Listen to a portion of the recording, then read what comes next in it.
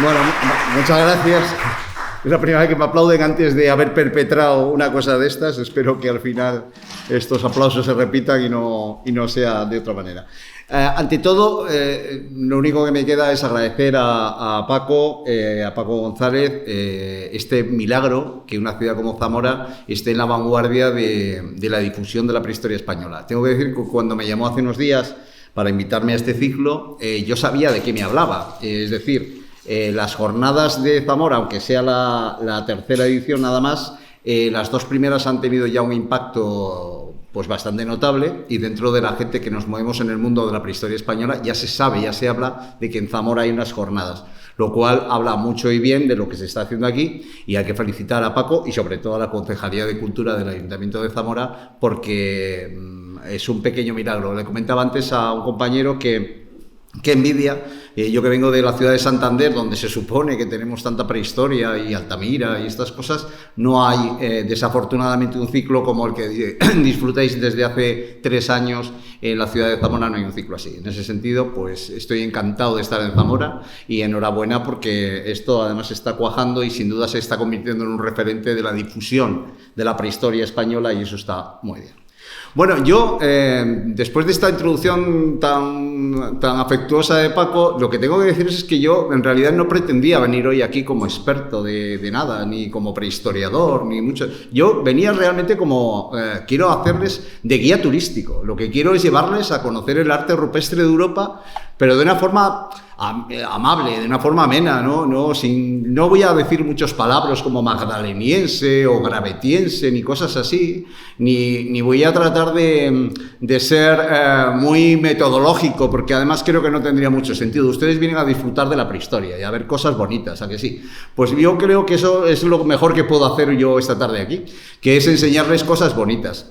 Y bueno, todo lo que voy a contar, o casi todo, está en esa web que se llama Prehistour. Creo que además el nombre de la web ya anuncia que estamos hablando de turismo, de prehistoria y de tour, es decir, de algo relacionado con el turismo prehistórico.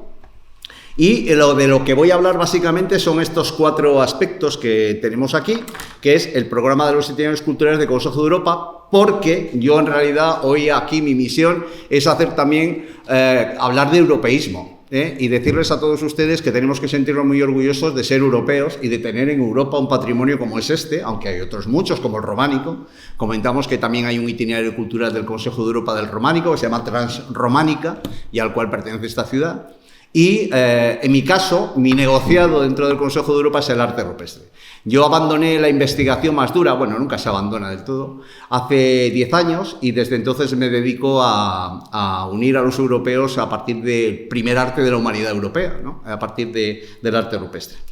Pero también tengo que decirles dónde está y cómo es el arte rupestre, para que ustedes sepan, cuando salgan de Zamora, pues muy cerquita de aquí ya pueden ver cosas extraordinarias, mágicas, si no las conocen, como puede ser Segaverde o Foscoa, pero a no mucho más de 4 o 5 horas de coche pueden ver ustedes cosas extraordinarias, no solo en el norte, también hacia el sur, incluso hacia el centro de la península ibérica, incluso sin salir de Castilla y León. Y después vamos a hacer un paseo que será naturalmente apresurado. Vamos a hacer un viaje rápido por Europa para ver el maravilloso arte rupestre que tenemos desde el Círculo Polar Ártico hasta Cádiz y desde Lisboa hasta el Mar Caspio. Vamos a recorrer Europa para ver cómo es ese maravilloso arte de la prehistoria, el primer arte de la humanidad. Y al final pues les voy a contar un poco qué es lo que hacemos con estas maravillas que vamos a ver, con esos 151 sitios. Vamos a poder ver solamente una selección, nos llevaría varias tardes enseñarlos todos. Vamos a ver qué es lo que estamos haciendo con ello en el Consejo de Europa. Queremos que la cultura y el turismo unan a los europeos, y pensamos que el patrimonio cultural que atesoramos en Europa es una buena fórmula, una buena vía para hacer esto. Y antes de nada explicarles qué es el Consejo de Europa, porque los españoles, y no solo los españoles, el resto de países europeos en general, salvo en Bruselas y en Estrasburgo, que lo tienen más claro porque la gente lo vive día a día, confundimos un poco las instituciones europeas. Pero bueno, si nos confundimos con las instituciones autonómicas y provinciales, ¿cómo no nos vamos a confundir con las instituciones europeas, verdad? La Unión Europea económica, que es la que normalmente oímos hablar, con el Brexit y todas estas cosas, y con los fondos de ayuda de post-COVID y tal, eso es una parte de Europa. Son los 27, antes eran 28, estados que están dentro de la Unión Europea económica. De parte de ellos, además, tienen una unión económica monetaria, que es el euro, que no los 27, pero sí gran parte de ellos. Pero Europa es algo más. La gran institución europea que aglutina a todos, y cuando digo a todos es a todos, salvo Bielorrusia, por razones que seguramente incluso hayan visto recientemente en la prensa, porque es una dictadura y porque hay represión, salvo Bielorrusia, todos los países, incluido Suiza, que siempre se ha mantenido al margen de todas las cosas, están dentro del Consejo de Europa, que es la institución que realmente aglutina a todas las instituciones. El Consejo de Europa nos suena mucho, sobre todo, por el Tribunal de Justicia, que es al que van, sobre todo los nacionalistas, suelen ir mucho a llorar y a presentar sus quejas y demás, porque es el tribunal que arbitra todo lo relativo con derechos humanos, democracia, etcétera, a nivel europeo. Y, por lo tanto, cuando un nacionalista español o de otro sitio se siente agraviado y dice que hay represión del Estado español y se va a denunciarlo a Estrasburgo, precisamente donde está el Consejo de Europa. Bueno, el Consejo de Europa se funda, es un sueño de Winston Churchill después de la Segunda Guerra Mundial, y se fundó como una suerte de ONU o de Naciones Unidas Europeas. Y el objetivo fundamental era que a través de la educación, la cultura y la democracia, Europa no volviese a repetir los errores del pasado con las tres grandes guerras, la franco-prusiana del siglo XIX, la Primera Gran Guerra, la Primera Guerra Mundial y la Segunda Guerra Mundial sobre todo. Y este sueño se materializa en el año 49 y se elige la ciudad de Estrasburgo, la ciudad que más veces ha cambiado de país y que más ha padecido las guerras europeas, sobre todo entre franceses y alemanes, porque tiene la desgracia de estar justo en la frontera del Rin entre Francia y Alemania, y se eligió esta ciudad como símbolo. A esta institución pertenecen, como digo, pertenecen 47 estados, hasta la Federación Rusa pertenece, y solamente Bielorrusia está actualmente fuera. Y como les decía, va desde el Círculo Polar Ártico hasta el Mediterráneo y desde Portugal, desde Lisboa hasta el Mar Caspio, porque hay países como Azerbaiyán o Georgia o Armenia que también pertenecen a esta institución. Bueno, hace unos años, como mejor manera de trabajar la unión de los pueblos y tratar sobre todo de desactivar los conflictos que muchos países europeos tienen entre sí, se estableció este programa, que es el programa de los itinerarios culturales del Consejo de Europa, que es un programa, yo a mi modo de ver, maravilloso y que creo que merece la pena que podamos ver. Si se conecta en un sencillo vídeo vamos a entender qué es esto.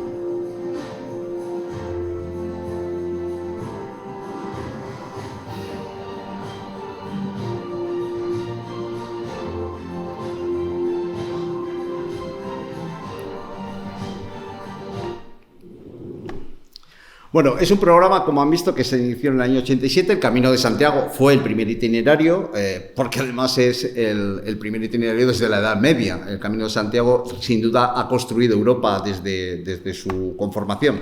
Bueno, estas son un poco las misiones de ese acuerdo parcial ampliado que desde el año 2010 funciona, que son unas reglas un tratado entre los estados que permiten desarrollar la implementación, ya que dice que los itinerarios pueden ser de dos tipos.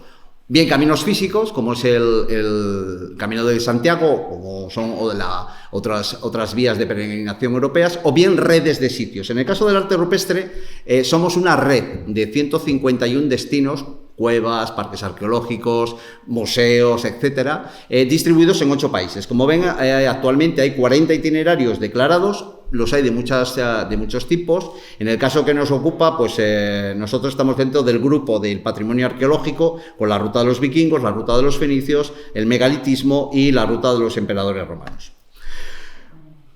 Visto lo que es el Consejo de Europa y por lo tanto el por qué yo hoy estoy aquí hablando de arte rupestre y haciéndoles un paseo por toda Europa viendo arte rupestre, vamos a empezar con el tema y empezamos por el principio. ¿Qué es y dónde se encuentra el arte rupestre? Bueno, hay muchas definiciones de arte rupestre. Yo tengo una tan mala como cualquiera, que es esta que ven aquí, y que, lo que dice es que es arte sobre roca, en sentido etimológico, es decir, arte rupestre es arte hecho sobre una roca.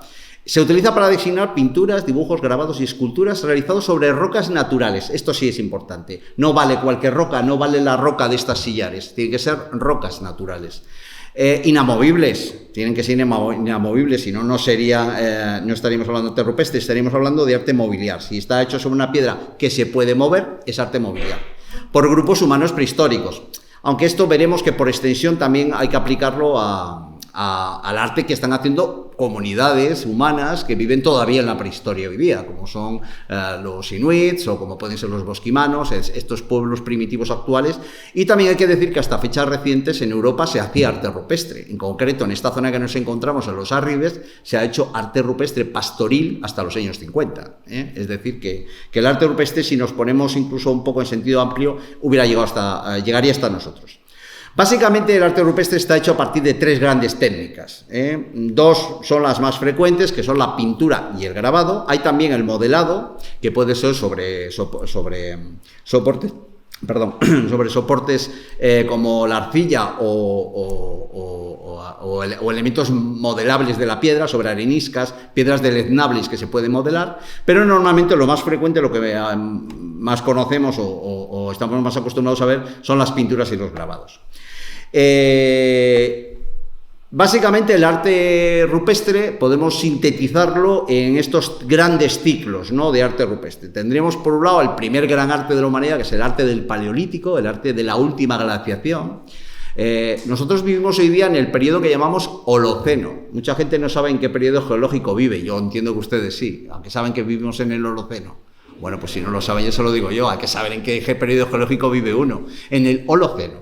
Pero antes del Holoceno, que es un periodo climático templado, aunque nos lo estamos cargando de a poquito o muy rápidamente en estos últimos años los humanos, hubo otro periodo mucho más grande. Nosotros llevamos del Holoceno solo 10.000 años. Antes de esos 10.000 años hubo el Pleistoceno, que es un periodo muy largo, de 1 millón y pico de años. Y en ese periodo tan largo se sucedieron muchas glaciaciones. Y entre una glaciación y otra había lo que se llaman periodos interglaciares, periodos templados.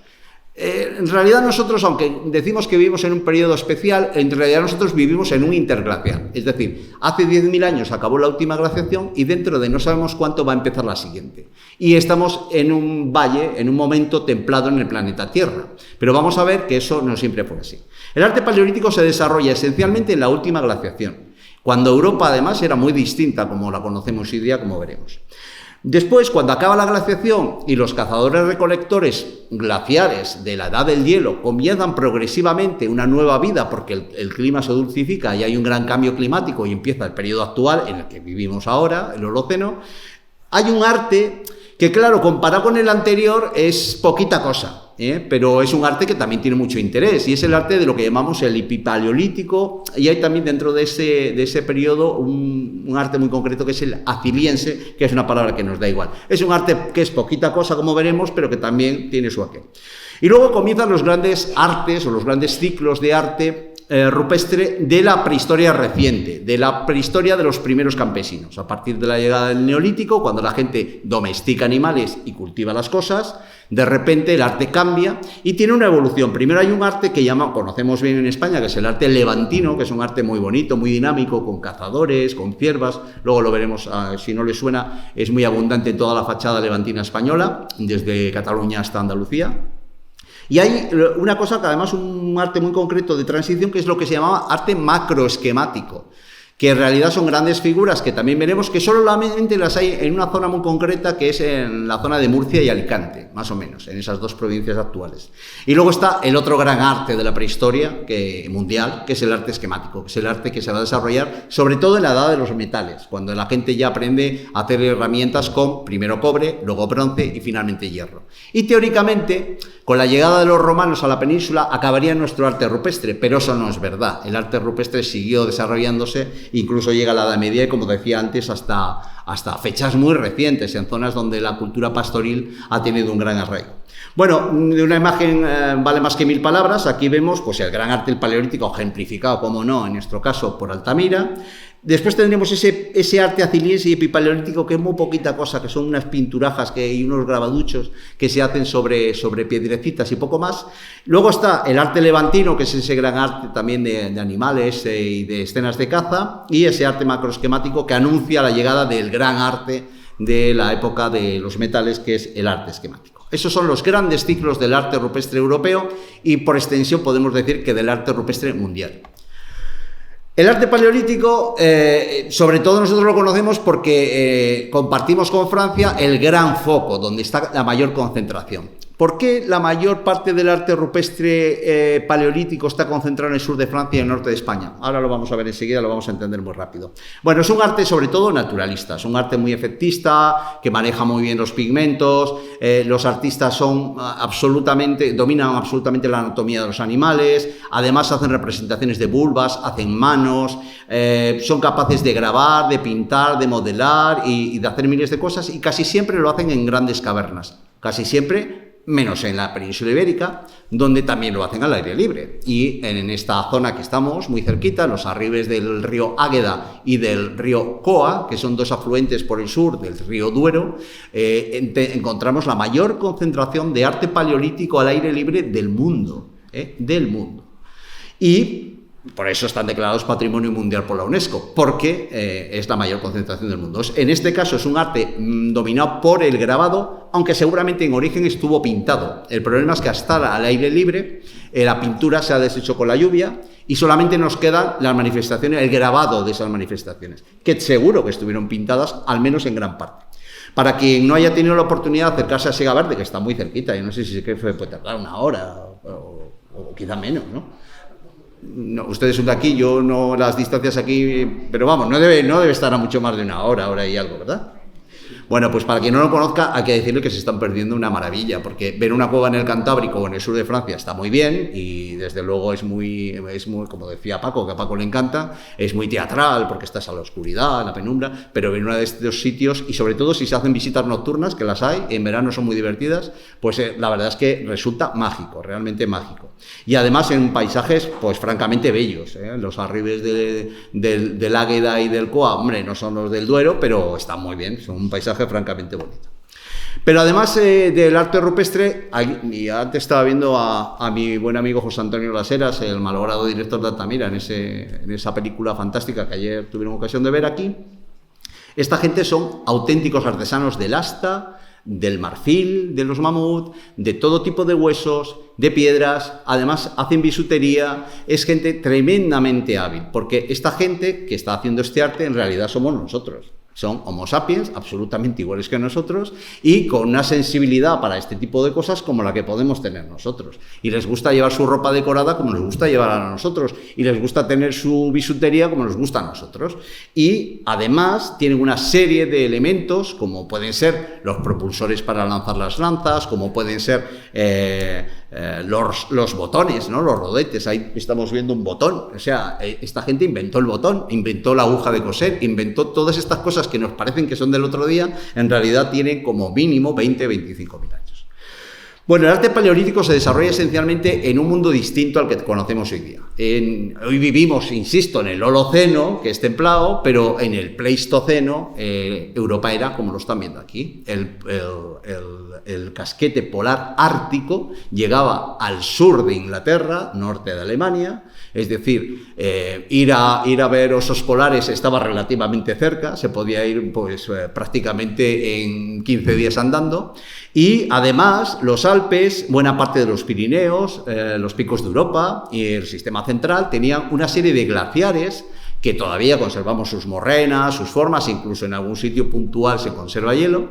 Y este mundo era muy distinto, era un mundo muy frío, en donde los mamuts, los rinocerontes lanudos y los renos pastaban por sus respetos en lo que no cubría el hielo del casquete polar ártico, y en donde había una zona refugio, únicamente una gran zona refugio, en donde las poblaciones humanas vivían con cierta calidad de vida.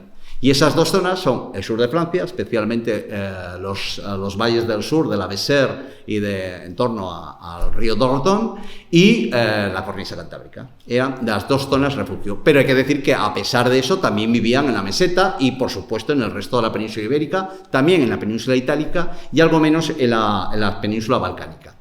Digamos que, ¿dónde se concentra el gran arte en cuevas? Pues en donde se podía vivir, que era el sur, y en donde había cuevas, que es esencialmente en la zona franco-cantábrica, que es en donde nos vamos a centrar esencialmente. Después de este arte paleolítico tenemos el epipaleolítico mesolítico, que es este arte que es muy poquita cosa, que digo yo, que a veces pues se limita a unos grabados muy feos en donde las figuras de animales casi son irreconocibles. La mayor parte son pequeñas pinturajas en cantos rodados, que son los cantos sicilienses que se llaman, y después aparece ese arte macroesquemático que de repente nos sorprende porque es un arte de los primeros campesinos de la península ibérica, que va a dar lugar, que va a generar lo que es después el gran arte. Poco antes de todo esto se desarrolló el arte levantino, que es un arte específico de la península ibérica, desde Cataluña hasta Andalucía, incluida algunas comarcas del interior, de Aragón, de Castilla-La Mancha, y luego está la Comunidad Valenciana, Cataluña, Murcia y Andalucía. Este es este gran arte de escenas de caza, de recolección. Aparecen ya las primeras escenas de domesticación de animales. La gente es cazadora, recolectora, pero está en el proceso de convertirse en campesinos, en abandonar la vida nómada y la vida dura entre comillas, porque los cazadores recolectores de la prehistoria vivían bastante bien. Para empezar, que trabajaban muy poco, con 6 horas a la semana para batir una buena pieza ya lo tenían todo hecho, y el resto del tiempo pues se dedicaban a hacer lo que les daba la gana, básicamente a pasarlo bien. Los neolíticos van a descubrir que con el sudor de su frente se tienen que ganar el pan, que además van a inventar el pan, y la vida va a cambiar mucho, pero sin esa revolución neolítica pues no estaríamos hoy aquí. Y este es un arte francamente bello, que tiene algunos parecidos todavía con el arte paleolítico, pero en donde la figura humana, sobre todo las figuras de hombres y de mujeres recolectando, bailando, etcétera, adquieren un gran desarrollo. Y luego comienza ese gran arte esquemático. El arte se vuelve esquemático, las figuras se reducen a conceptos, y en donde aparecen escenas como esta que vemos aquí en la parte superior central, que es las parideras, ¿no? Mujeres que están pariendo. Eso dicen los prehistoriadores, yo no sé si es así, pero dicen que son mujeres pariendo que están esquematizadas, ¿no? Y aparecen las cabritas, que son nada más que 4 patitas, 2 cuernitos y una raya, y luego la representación de vegetales también se reduce a la mínima expresión, y también los arqueros, es decir, la realidad que en el Paleolítico se plasmaba con todo naturalismo y gran fuerza, aquí se reduce, pero es un arte que conceptualmente es muy rico, y que es un arte que ha influido pues a casi todos los artistas contemporáneos del siglo XIX, finales del XIX y sobre todo del siglo XX, ¿no? Decía Picasso que después del gran arte de la prehistoria toda la decadencia, y a Miró, desde luego, el arte esquemático y el arte levantino le influyeron muchísimo, por citar 2 ejemplos que conocemos todos. Pero además de todo este arte, el arte rupestre va a perdurar a lo largo del tiempo. Decía antes que técnicamente la prehistoria acaba con la llegada de la escritura, como todos nos enseñaron en la escuela, ¿os acordáis, no? La prehistoria llega hasta que se inventa la escritura y entonces ya empieza la historia. Bueno, eso es más o menos así, es una manera de verlo, pero eso es asimétrico. En sitios como la península ibérica, la primera escritura que se conoce tiene que ver con los íberos y por influencia mediterránea, pero eso ocurre en el siglo VIII a.C., cuando en Mesopotamia y en Egipto llevaban escribiendo 4.000 años. Entonces, claro, la historia no comienza en todos los sitios a la misma velocidad o a la vez, ¿no? El arte va a perdurar en todos los grandes pueblos prerromanos, e incluso con la llegada de los romanos va a seguir perviviendo entre los pueblos como los betones, que son de esta zona, y que en el castro de Yecla de Yeltes, por ejemplo, que está también muy cerquita, es provincia de Salamanca, pero está muy cerquita de la provincia de Zamora, pues hay arte rupestre betón, es decir, siguen haciendo arte rupestre. ¿Qué representan? Hombre, representan caballos, guerreros, escenas de domesticación. Ha cambiado mucho respecto a lo que era el arte esquemático, se vuelve a ser un arte más o menos naturalista, y luego a lo largo del tiempo y sobre todo durante la Edad Media, el arte rupestre va a recuperarse con fuerza, especialmente por dos motivos. Al final del Imperio Romano, con la llegada del cristianismo y las influencias de los eremitas que vienen del norte de África, que son los que traen a la península ibérica el cristianismo, esta gente se va a refugiar, los eremitas se refugian en cuevas, y en las cuevas van a plasmar pues muchas de sus creencias. Entonces Italia, yo no sé si conocen Matera en Basilicata, en el sur de Italia, es una ciudad troglodita fantástica medieval, que aquí tenemos una foto, en donde además se pinta escenas de los evangelios y se sigue haciendo arte rupestre, pero en este caso plasmando escenas del evangelio, ¿no? Lo cual es bastante sorprendente. Bueno, el arte rupestre, por lo tanto, perdura 40.000 años, es el arte, la forma de expresión humana de todas las posibles que más tiempo se ha desarrollado, porque prácticamente ocupa desde que el hombre llega a Europa hasta la actualidad. 40.000 años ininterrumpidos de arte rupestre son muchos años.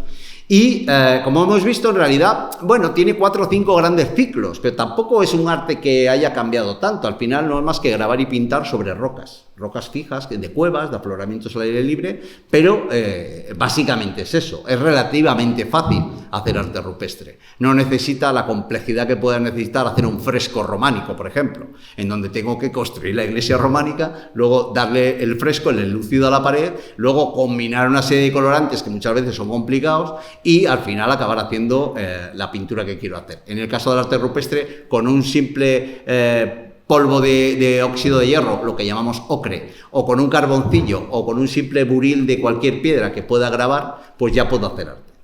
Luego ya dependerá de mis habilidades para que la figura o lo que represente sea mejor, más bonito, más feo. Bueno, el valor del arte rupestre como elemento de la cultura material humana ha sido reconocido por la UNESCO desde el primer momento. Y cuando se crea la Convención del Patrimonio Mundial de la UNESCO, en el año, pues no me acuerdo, 80 y pocos, el arte rupestre entra, en los años 70, entra ya con fuerza en esa lista. Actualmente, y contando la última declaración que se acaba de hacer, que es la que encontramos aquí en el número 24, que es el arte, los petroglifos del lago Baikal y del Mar Blanco en el norte de Rusia, pegado a la frontera con Finlandia, es la última declaración que se acaba de hacer. Hay 48 declaraciones de arte rupestre en todo el mundo. Es decir, la lista de patrimonio mundial, que tiene unos 1.200 elementos declarados, de esos 1.200 hay 48 que son dedicados a arte rupestre. Algunos son declaraciones de un solo sitio, es decir, como puede ser la cueva de Chauvet en Francia, que solamente es la cueva de Chauvet, está declarada. Y otras son declaraciones conjuntas. Altamira también estaba declarada inicialmente como solo la cueva de Altamira, en sí misma ya era patrimonio de la humanidad. Lo que pasa que hace unos años, en 2008, se decidió incorporar a la declaración de Altamira otras cuevas de la región cantábrica, de País Vasco, Cantabria y Asturias, que merecían estar junto con Altamira, acompañar a Altamira en esa declaración, y desde entonces la declaración es Altamira y otras cuevas de la cornisa. En Lascaux, en el caso de Francia, el Valle de la Besère, en Dordoña, un sitio para ir de vacaciones fantástico, porque se come muy bien y porque es un lugar absolutamente idílico para los que nos gusta el patrimonio cultural, ver castillos, ver chateaux, ver pequeños pueblecitos medievales, ver cuevas, hacer senderismo, hacer canoas. Es un sitio maravilloso. Allí tienen declaradas 25 cuevas en la misma declaración, con Lascaux, la cueva de Lascaux a la cabeza.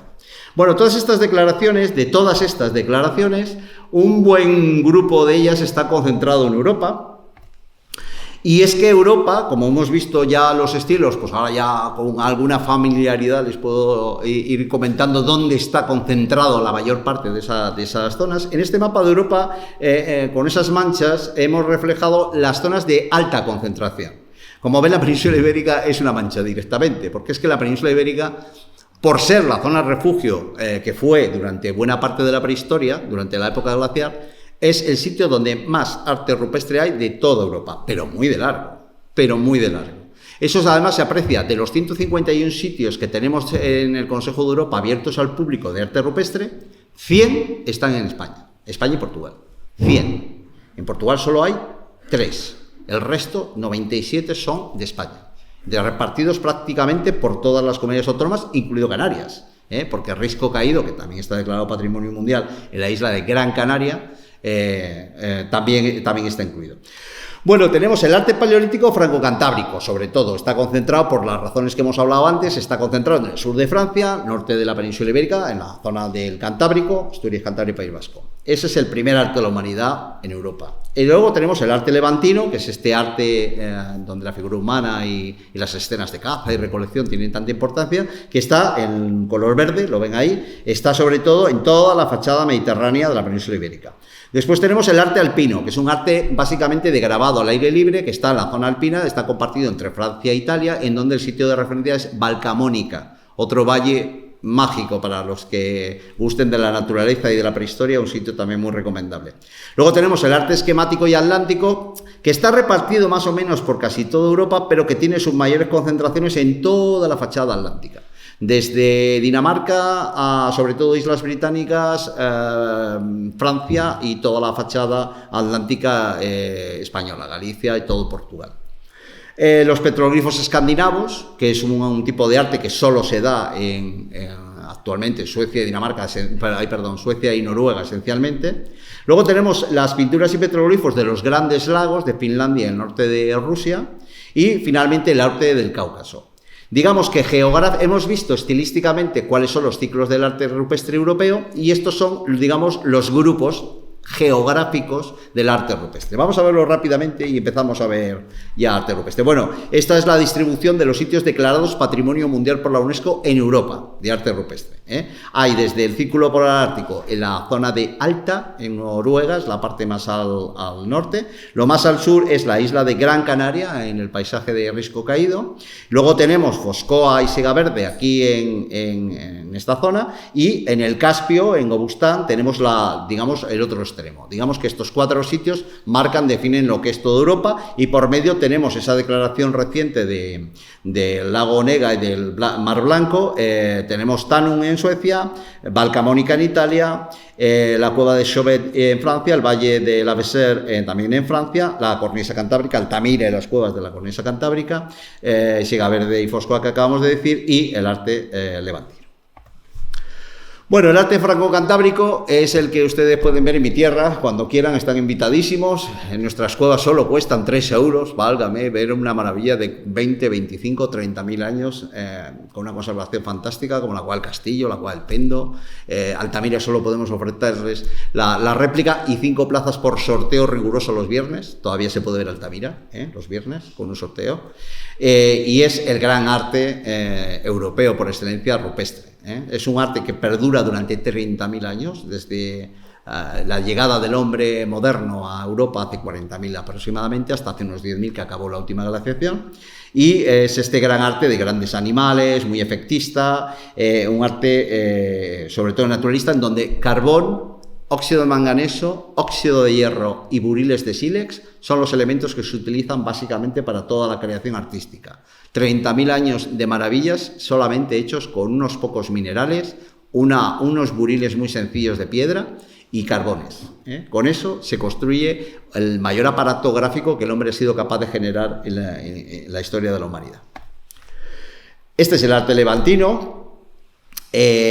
seguro que les suena, pues esto es esta gran panel de toros blancos está en Albarracín, esta escena de cazadores cazando una manada de ciervas está en la Valtorta, en Castellón, que es una zona muy conocida. En Aragón tenemos estos maravillosos cazadores con sus polainas, sus sombreritos, sus plumas, todo, bueno, es una maravilla este arte. Y fijaros qué detalle también la representación de animales, como los ciervos. Fijaros en este arquero también de la zona de Valencia, con el detalle de todo el arco y las flechas, y las escenas de recolección, donde siempre son mujeres.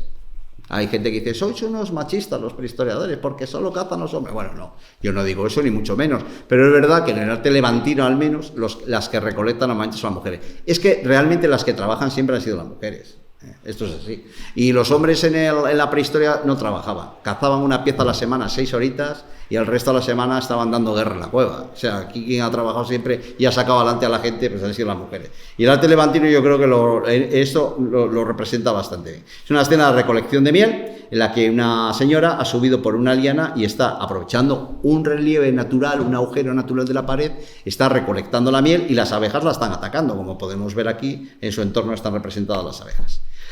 Bueno, el arte alpino es un arte muy peculiar, es un arte de piqueteado.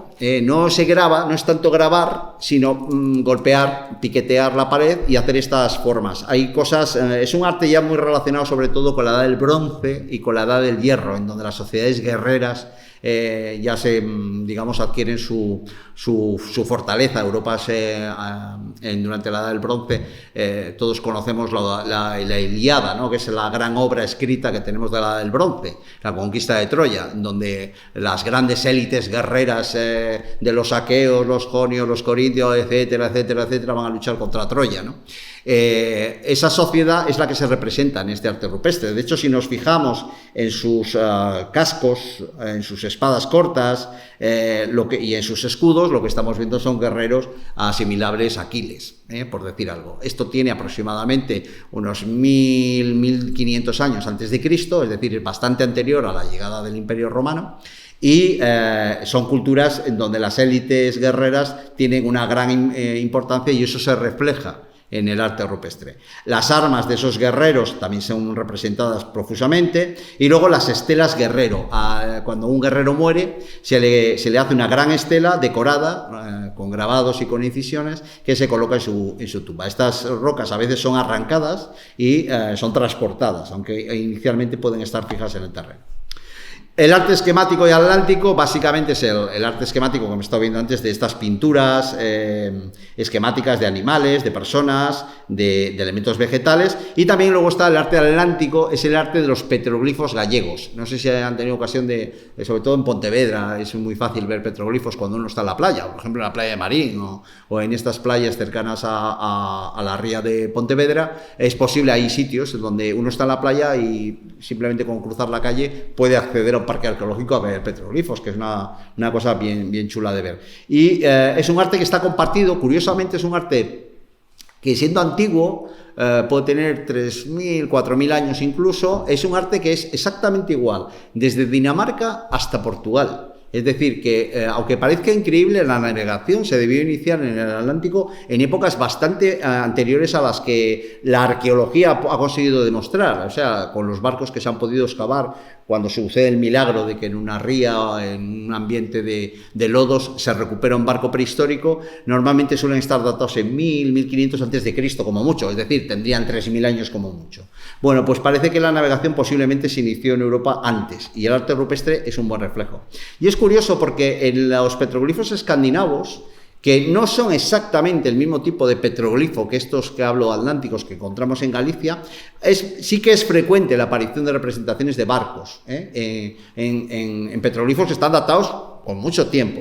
Este es un arte precioso. Si ustedes alguna vez tienen la ocasión de no hacer un crucero por los fiordos, porque un crucero por los fiordos uno no sale del barco prácticamente, pero si alguna vez tienen la ocasión de visitar Noruega, Suecia también, merece mucho la pena verlo. Es un arte rupestre francamente bonito de ver, y además está en unos sitios de quitar el sentido, ¿no? En mitad de los fiordos noruegos o en los fiordos suecos, que son menos conocidos porque no son tan espectaculares, pero es un arte siempre asociado a espacios muy amplios en donde el mar penetra y en donde encontramos representaciones de renos, de alces, de osos y luego representaciones humanas. Es la versión del arte levantino del norte, por decirlo de una manera. Este es un arte que ocurre dentro del periodo geológico que vivimos, que es el Holoceno, les recuerdo, porque anteriormente, cuando se estaba pintando Altamira o se estaba grabando en Siega Verde, ¿qué le pasaba a la península escandinava? Pues que tenía el casquete polar ártico encima, luego era imposible de vivir allí y, por supuesto, si no se podía vivir, no se podía pintar ni grabar.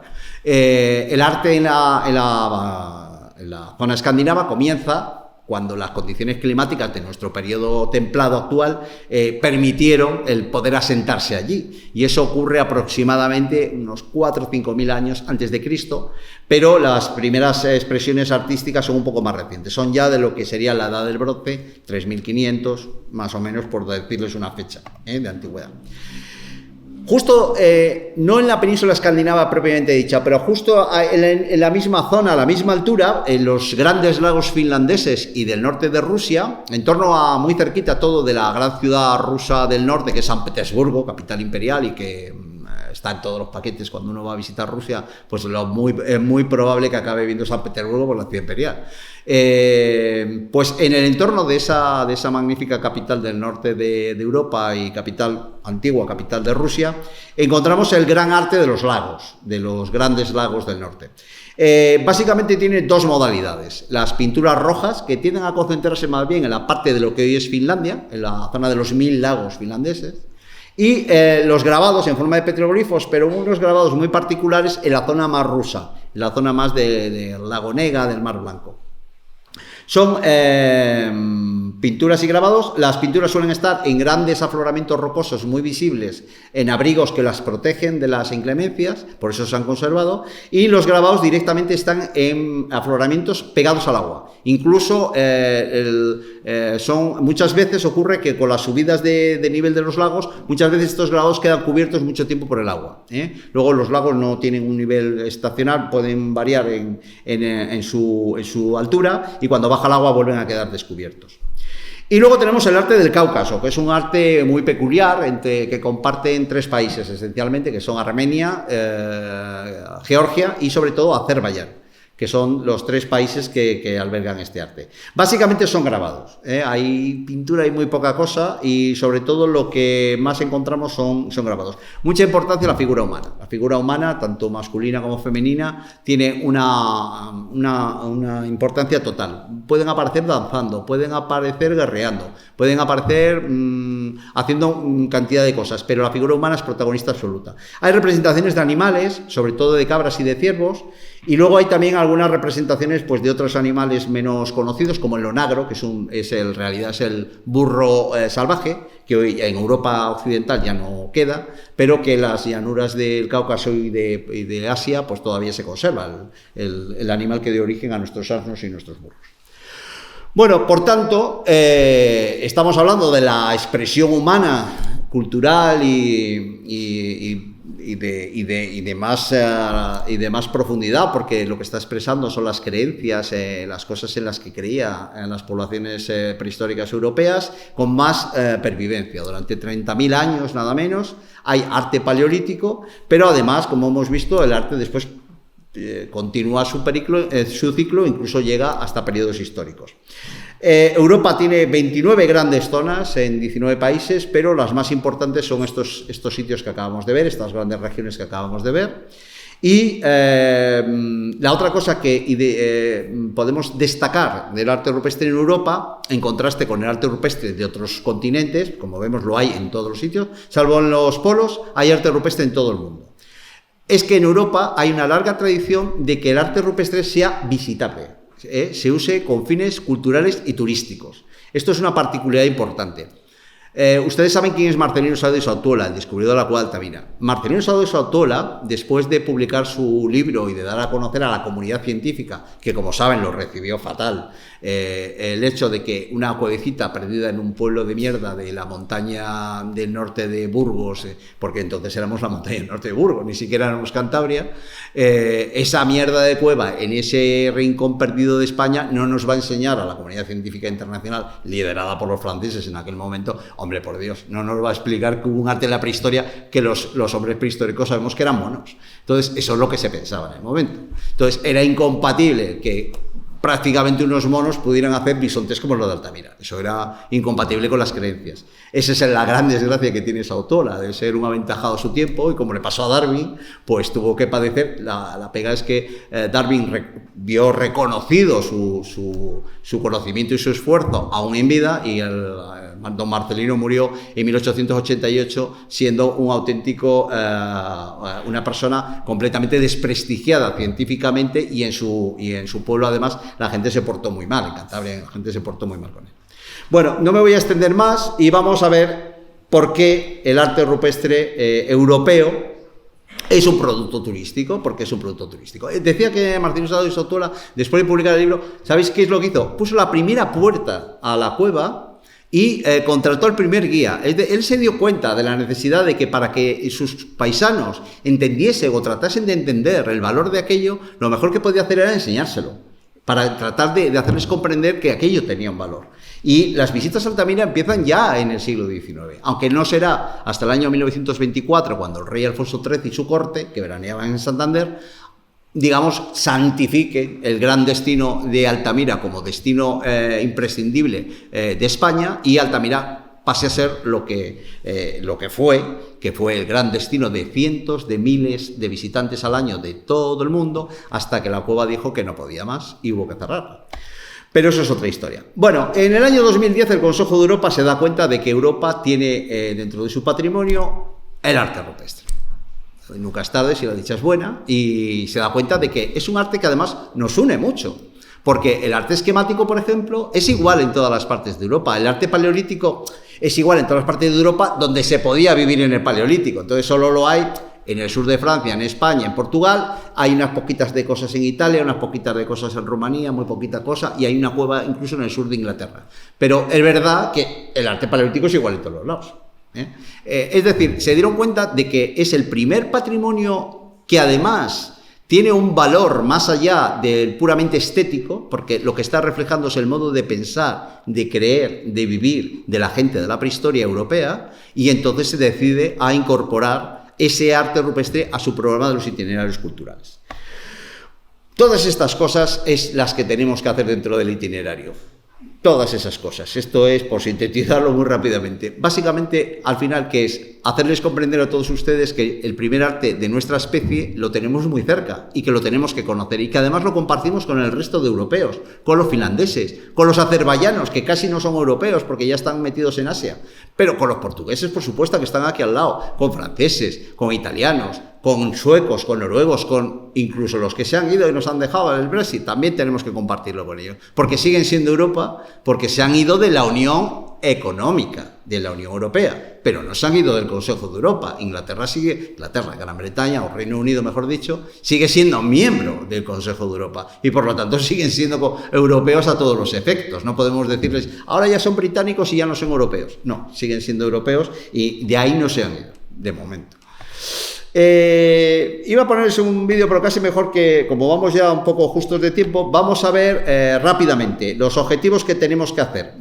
Aparte de promover el estudio, conservación y demás, lo que buscamos es excelencia en el turismo cultural.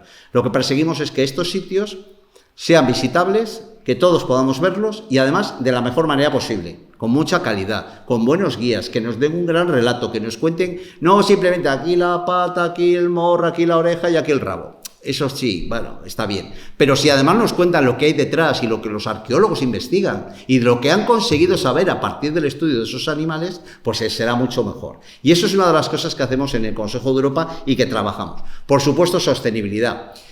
Altamira y Lascaux son dos fracasos en la historia del turismo cultural europeo. Son dos fracasos. Una no se volverá a abrir nunca, y cuando digo nunca es nunca, que es Lascaux, y Altamira de momento estamos con 5 a la semana y vamos a rezar. Altamira hay que decir que está muy bien, Lascaux no tan bien, pero está muy bien porque ya no podemos entrar, nos tenemos que conformar con la réplica, con la neocueva, que es fantástica, pero es lo que hay. Si tenemos suerte un viernes podemos verlo, se lo digo por si coincide que están por Santillana del Mar un viernes y se acercan por ahí, si suena por lo menos no cuesta nada, son 2 euros en la entrada al museo, uno ve el museo que es fantástico, ve la réplica, y si le toca pues ve la original, y entonces sí que ya será alguien muy envidiado por todo el mundo. Y sobre todo construir Europa a partir del patrimonio, sensibilizar a los europeos de que esto hay que protegerlo, porque es lo más antiguo, es lo más rico, es fantástico, pero es muy frágil. Es muy frágil. El arte rupestre se destruye prácticamente mirándolo. En cuevas seguro, no mirándolo, respirándolo. Nuestro CO2 no le viene nada bien a esos pigmentos que durante miles de años se han mantenido intactos en el interior de las cuevas. Al aire libre, simplemente con que venga un iluminado y con una llave raye, directamente se lo está cargando. Es un arte muy frágil. ¿Qué tenemos que hacer para conservarlo? Educación, educación, educación, enseñarlo, mostrarlo, no ocultarlo, decir dónde está, porque la gente tiene que saber que eso está ahí y que sirve y que vale y que realmente es valioso y que habla de nuestros orígenes. Y eso solamente se puede hacer pues como lo que estamos haciendo hoy aquí. Bueno, este itinerario está compuesto por muchas instituciones europeas. La Junta de Castilla y León es un socio muy activo, lo digo porque estamos en Castilla y León, es un socio muy activo. Y los sitios de arte rupestre visitables en Castilla y León, como Domingo García, como Balonsadero, que es un monte en Soria precioso, lleno de arte esquemático, también un sitio muy recomendable, hay que ir. A Soria hay que ir siempre, pero además hay que acercarse al monte Balonsadero, que prácticamente es un parque de Soria, porque está pegado a la ciudad y uno puede ir a Balonsadero dando un paseo y visitar los abrigos de arte esquemático, que es una experiencia formidable. Apúnteselo, que Soria, los torrendos están luego por la tarde muy buenos en el Espolón, pero desde luego visitar el Balonsadero es un planazo en Soria. Hay 48 instituciones de 8 países, muchas entidades colaboradoras, hasta 11 países representados en distintos proyectos y 51 enclaves. Los 51 enclaves son estos que ven aquí. Tenemos un poquito de arte escandinavo, un poquito de arte de los lagos en el norte, tanto en Noruega como en Finlandia. Tenemos mucho paleolítico y muy bueno en Francia y en el norte de España. Tenemos mucho levantino, todo levantino porque está en España y las 6 comunidades autónomas que están donde está ese arte levantino están en este itinerario. Y tenemos el mejor arte alpino posible en Valcamónica, en el norte de Italia. Y tenemos también el arte del Cáucaso, porque tanto Azerbaiyán como Georgia, sus ministerios de cultura, decidieron incorporarse a este itinerario. Y trabajamos juntos, a pesar de las distancias, ¿verdad? Que estamos como en 3 grandes focos, hay los nórdicos, los caucásicos y luego los ibéricos, ¿no? Incluidos los franceses, los latinos. Bueno, pues trabajamos todos juntos y organizamos muchas cosas a lo largo del año. Somos la mayor red europea de turismo arqueológico. Eso no hay ninguna red tan grande como la nuestra. Incluye cuevas, petroglifos, sitios al aire libre, museos, centros de interpretación, parques arqueológicos, parques culturales. Cualquier sitio donde el arte rupestre sea mostrado de una manera directa o indirecta a la sociedad puede estar en este gran itinerario. Y estos son nuestros valores, ¿no? Paisaje, sitios fantásticos, un arte brillante, un arte bello, lo formal, muy teatral en algunos sitios. Realmente sobrecoge ver algunos paneles de arte rupestre de hace 5 o 20.000 años en algunas cuevas y en algunos sitios al aire libre de Europa. Es un arte donde aparecen personas, pero aparecen animales, aparecen signos, aparecen creencias, aparece lo que la gente temía, lo que la gente quería y lo que la gente pretendía del más allá. Y eso es muy, muy poderoso, es muy potente. Hay cuevas absolutamente... Y luego tenemos unos destinos que vamos a ver rápidamente ya para acabar, los grandes destinos turísticos, esos sitios que son Disneylandias, ¿no? Del arte rupestre, porque tenemos Disneylandias del arte rupestre en Europa, auténticos sitios donde uno pasa un día formidable, parques temáticos de la prehistoria, donde uno puede hacer de todo y todo divertido, aparte de ver estas maravillas como es Chauvet II, en la zona del Ardèche, en el sur de Francia, es ese megaparque, esa Disneylandia de la prehistoria fantástica. Tenemos Lascaux en Montignac, en Dordoña. Dordoña hay que ir, Dordoña es fantástico. Si no lo conocen, a Francia el primer sitio que iría es a Dordoña. Y es un sitio bonito hasta aburrir y en donde encontramos esta maravilla que es donde podemos ver una réplica perfecta de Lascaux. Lascaux nunca más se podrá entrar, pero nos quedará siempre su réplica. Esto está cerca de Foix, en el sur de Francia, pegado a la frontera con Andorra, y es el Parque de la Prehistoria de Tarascón. Esto está en el Ariège, que es un departamento francamente bonito, donde va mucha gente a esquiar, va bastantes españoles a esquiar también allí. Y es un parque arqueológico, wow, aquí sí que se disfruta y se lo pasa uno muy bien. Sobre todo para ir con niños es fantástico. Tenemos Nexploria, esto es para la gente que le gusta ya los cacharros audiovisuales y las nuevas tecnologías. Esto directamente aquí ya no tenemos recreaciones, lo que tenemos es todo realidad virtual, realidad aumentada, todo son cosas de última generación y donde uno se lo pasa muy bien, dejando su mano, por ejemplo, plasmada en la pared con un medio digital. Valcamónica, que es un valle para hacer senderismo y disfrutar muchísimo de la naturaleza con este arte rupestre tan peculiar. El norte de la cornisa cantábrica tenemos el Museo de Altamira. Pronto vamos a tener en Puente Viesgo el Centro de Arte Rupestre de Cantabria, que es una dotación que va a complementar a la visita a las cuevas de Monte Castillo. Si no conocen Monte Castillo, la cueva del Castillo, hay que ir. La cueva del Castillo es una barbaridad. Son 30.000 años de arte en una sola cueva. En una cueva bellísima, además.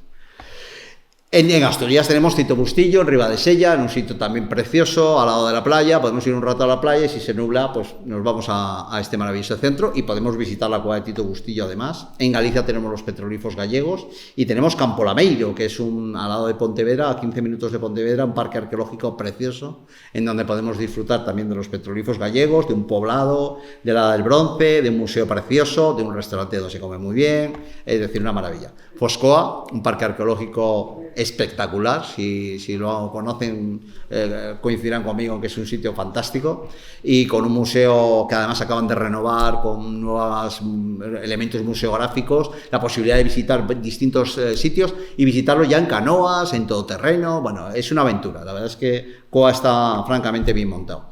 En la zona de Levante tenemos el arte levantino, hay que ir a Castellón, a la zona de Tirig, en el norte de Castellón, en la Valtorta. Es un parque cultural lleno de abrigos, repletos de pinturas levantinas, en donde las escenas de cazadores se suceden y en donde el paisaje mediterráneo nos abruma. En el sur tenemos mucho arte rupestre y tenemos también arte rupestre dentro de algunas construcciones como los dólmenes. Este es el dolmen de Soto, que es un monumental dolmen de la Edad del Cobre, de hace unos 4.500, 5.000 años, que también tiene arte rupestre y que es una maravilla. Y luego en la zona de los lagos es la naturaleza por la naturaleza. En los lagos hay que tener cuidado porque uno está comiendo el bocadillo y le sale un oso, un alce seguro, a ver lo que uno está haciendo, pero un oso puede aparecer en cualquier momento. Es la naturaleza en estado salvaje en el norte de Europa. Las expediciones en kayak y en barcos por los lagos son una maravilla y además te llevan a ver su arte rupestre, que es un arte francamente bonito de ver. En la zona de los grandes lagos, de los 1000 lagos de Finlandia. Y luego si tenemos ya la posibilidad de viajar al Cáucaso y visitar Azerbaiyán o Georgia, dos países maravillosos por otra parte, hay un arte rupestre fantástico también, en sitios, con paisajes muy distintos a lo que nosotros estamos acostumbrados a ver en Europa occidental y sitios donde disfrutaremos mucho. Bueno, somos un programa de cooperación y sobre todo, una idea que no he dicho hasta ahora, nosotros sobre todo lo que buscamos es el desarrollo rural. ¿Y por qué buscamos el desarrollo rural? Porque el 99% del arte rupestre de Europa se ha conservado en el medio rural. Lo han conservado las sociedades rurales. Los campesinos, los ganaderos han respetado durante milenios el arte rupestre y ha llegado a nosotros porque la sociedad rural se ha preocupado que llegue a nosotros, porque se han sentido identificados, porque son marcadores del paisaje, porque son parte de sus creencias, cosas de los moros, cosas de los romanos, cosas de los moros. Es una maravilla la sociedad rural europea cómo ha conservado este patrimonio. Por eso, hoy día nuestro trabajo está enfocado sobre todo a beneficiar al sector rural, a la sociedad rural. Trabajamos con todos los guías de Europa, les damos formación. Ahora pronto tendremos una jornada europea con todos los guías en Cantabria, toca este año, se va girando. Estamos en todas las ferias europeas, en Berlín, en París, en Londres, en Madrid Fitur.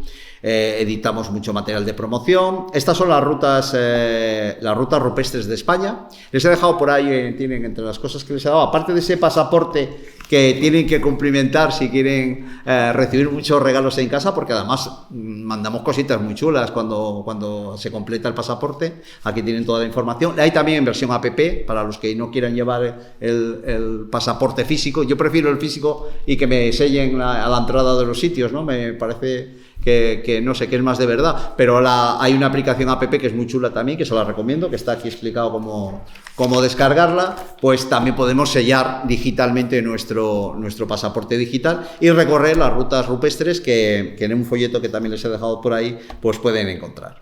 Esas rutas están prácticamente por toda por toda España. Ya me fastidia que la provincia de Zamora no esté iluminada. Me gustaría que Zamora tuviese un sitio rupestre abierto. A ver si dentro de poco lo conseguimos. Este es el pasaporte rupestre. Es una iniciativa, una cooperación entre 3 países, Portugal, España y Francia, y se está implementando en estos días. Ha empezado a darse en estos días. Ustedes son de las primeras personas que reciben uno en persona. Hacemos el Día Europeo del Arte Rupestre, que es la semana que viene, el día 9. Hay cantidad de actividades, incluso en Salamanca, que está muy cerca, el día 12, con motivo de este Día Europeo.